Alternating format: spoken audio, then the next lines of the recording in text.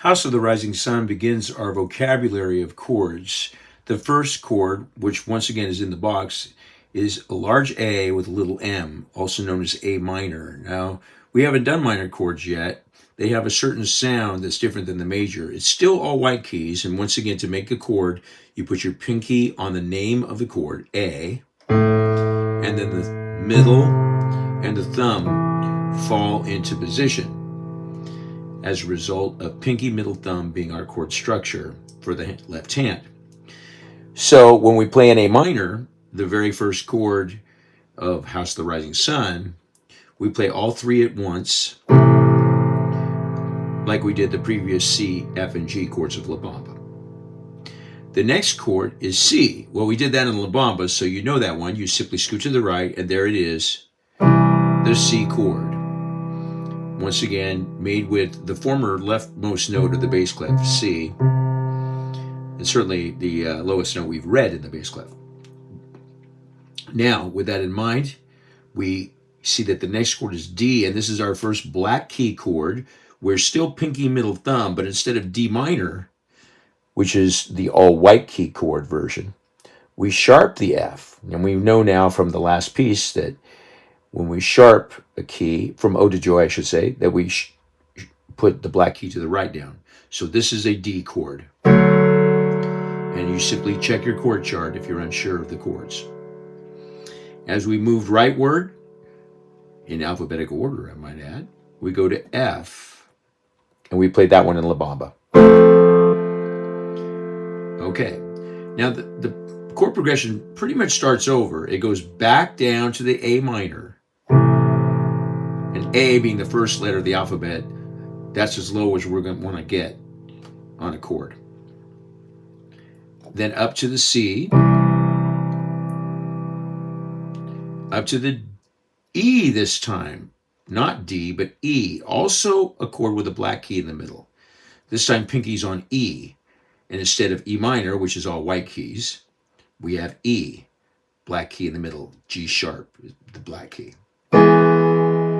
So that's a pretty cool sounding chord as well. Once again, in alphabetical order. It goes back, again, A minor, C, D,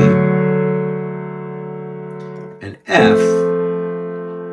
Once again, going back, A minor, but this time hopping all the way up to E. It's a big jump. Your thumb's on E right now with your left hand, but when we jump, we put our pinky on it because that's what we always do with the name of the chord. And of course, E has that black key in the middle. Back to A minor. And once again, up to C, up to D, up to F, back to A minor, jump all the way to E, it's a big jump. Jump all the way back to A minor, big jump, and jump all the way up to E again. That sets us up with the repeat sign, that thing with the two dots and the two lines, to go back to the backwards repeat, which is at the same place as the del segno mark I mentioned in the past song. And that brings us back to the beginning of the song, basically, where we start again with A minor.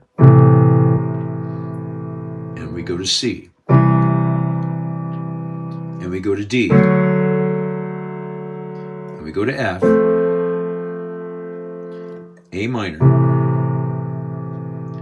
C. And E. So thanks to the video, you can stop this thing anytime you need to and review any chord. Plus, you can also look at the chord chart. So practicing left hand only, very important part of chord practice. A minor, C, D, F. So when they're in alphabetical order like that, we notice the right hand movement. We're moving to the right. A minor, way up to E, where your thumb was, your pinky is now. Back to A minor, to C, to D, to F,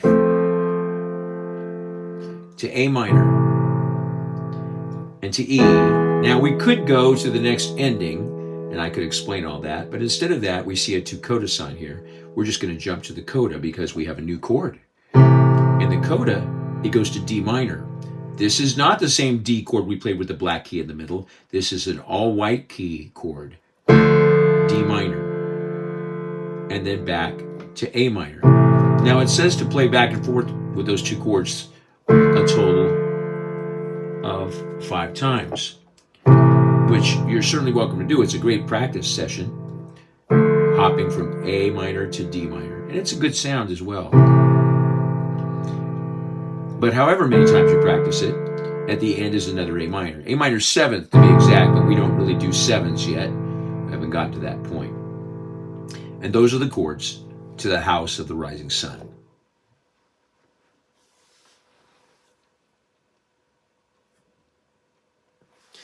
To play the right hand to the House of the Rising Sun, we must change fingering positions. We originally had our right hand on the C position, putting thumb on C and every note underneath being white keys under each finger. We even did that an octave higher with La Bamba. But for House of the Rising Sun, going back to the original C position we were in for Mary Had a Little Lamb and Ode to Joy is correct because we move it left.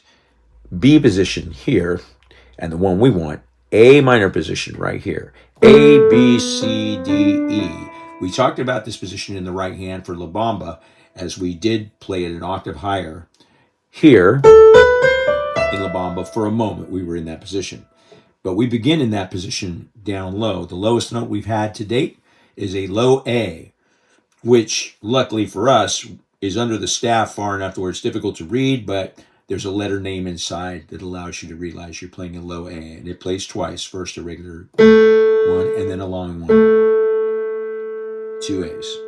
After the rest that comes next, we have B and C. B being short and C being long. And then there's another rest. After that, we have E, D, A, A. The last A being tied, and as a result being quite long. So when you see a line underneath, that's called a tie. It's a curved line that puts 2 notes together as one. It's another way to just say, play it a long note. After a number of long rests, we put our pinky now on A. Okay? So we haven't done that before either. We put our thumb on it before, but now our pinky is on, not on the low A we began with, but the octave higher one. And this pinky on A allows us to have G and F and E and D under our fingers as well, which is good because some of those notes get played. First, a short A, not short, but on the beat, and then a very long A. It's got a dot, it's not colored in, it's tied, it's really long. Another regular A on the beat, and then a long G. Once again, it's got a dot, it's tied, it's not colored in, it's long. And then 2 E's. The first one being on the beat, and the second one being long. And that's the first part of the House of the Rising Sun. That should be practiced on its own because it's quite difficult. And we're going to go to the next part, and you're going to see that it becomes even more difficult. So take your time on this piece. This is going to be a long one. You're going to be here for a while. Starting with the very beginning of the House of the Rising Sun.